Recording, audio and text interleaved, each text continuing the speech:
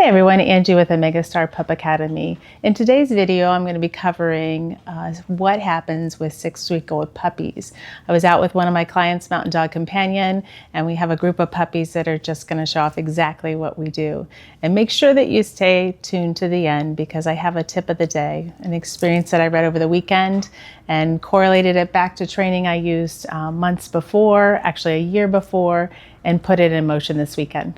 And if you want to talk a little bit about 5.5 or 6 weeks. 6 today. Yep, 6 weeks today. Uh-huh. So if you would want to chat about where they are. Yep. You know what 6 weeks means? They're ready to advance to the last stage. Yep.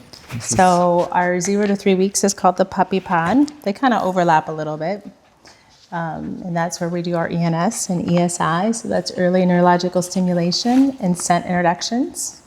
Remind me at the end, I have a tip of the day. Okay. And then from 3 to 6 is called the baby beans. So that's right where they're at. That's the core learning program. So that's where we start all of their gentle introductions, all of their massages, their touch. So all their toys start very soft. And then we have toys that have extensions in 4 weeks so they can play together. Right. And then at 5 weeks, they get some elevation work, toys that move and shake. And then right at 6 weeks, we start working on exterior. So getting them out so they're listening to sounds, natural sounds. They still get all their toys from before, like we gently introduce them, but we're starting to move them towards more obedience type work. And so coming up next week, they'll start with collars and leash training. So that's right before they can go home. But were you going to remind me? I was going to. Yeah, I was waiting for you to pause there. So, I read a lot on the weekends. I study. And I came across an article that talked about how dogs respond. So if you think of a dog, you see eyes, nose, you see nose first, then eyes, then ears. So a dog explores its world by the nose. That's why we do scent introduction so early, because we want to awaken that sense. Because everything, like they can smell if you come home from work. They can smell all kinds of things. They can smell like dogs that don't belong on their property. Lots of scent work. And when they're doing scent work, it's a mental interaction. So that's a mental work for them. They then work with their eyes. The last piece is ears. So maybe 6-8 months ago, well, maybe it was a year ago now, I did a class, 25 adult dogs. So they had to be 6 months and older. So young pups, but some older dogs. And we did training, but we did it with hand signals.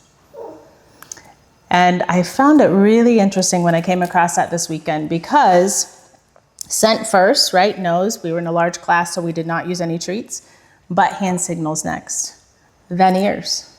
So many times we teach a dog sit, sit, sit, sit, or we're down, whatever, we use vocal, when really we need to marry it with a hand signal. Sign language. It's remarkable. Nice. Yeah. Isn't that cool? That is so cool. I know. Cool. And oddly enough, I have a Bernedoodle. Her name's Gracie. I raised her. And I was trying to get her to sit, and I was using all voice. And because I was using all voice, all the stimulation around her was interacting. As soon as I pulled up my hand and did her sit command, down she went. And I was like, oh my word. Like, I get this stuff. I just have to read it sometimes. Yeah. So part of what we do and why we do it has a lot of theories behind it, a lot of research. And it really does make sense. And it's part of our foundation that we lay. And they just respond really, really well from it. So these little ones at 6 weeks, I love how curious they were earlier. Yep. I love the mobility that they're already expressing. The eye contact is huge. That's excellent to have that established at 6 weeks because you can't train a dog without eye contact. So that's right. We need those eyes as well as sight, sign language. We need to be able to make eye contact with them. And then the noise, the toys that were moving around and jiggling. Yep. I know they were not fazed by it, so that's a great sign. Look, whoa, some curiosity going on. Here she comes. Good stuff.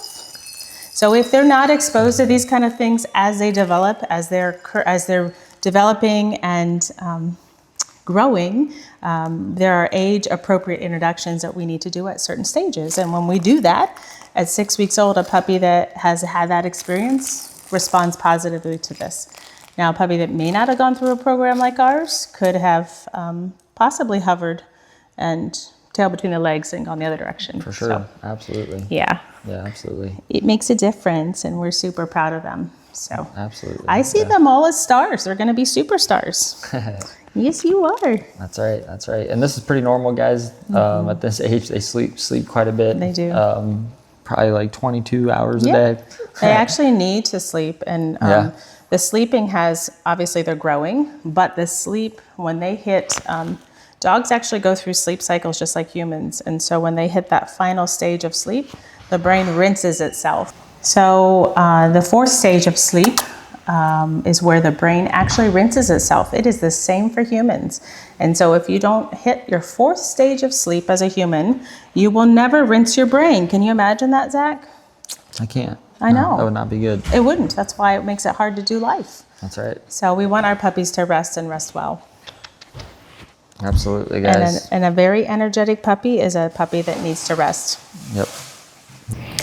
Thank you so much for watching. I hope to do more of this type of content for you, a little bit more lifestyle, showing the real behind the scenes, and just putting some of the training that I've accumulated over the years into action.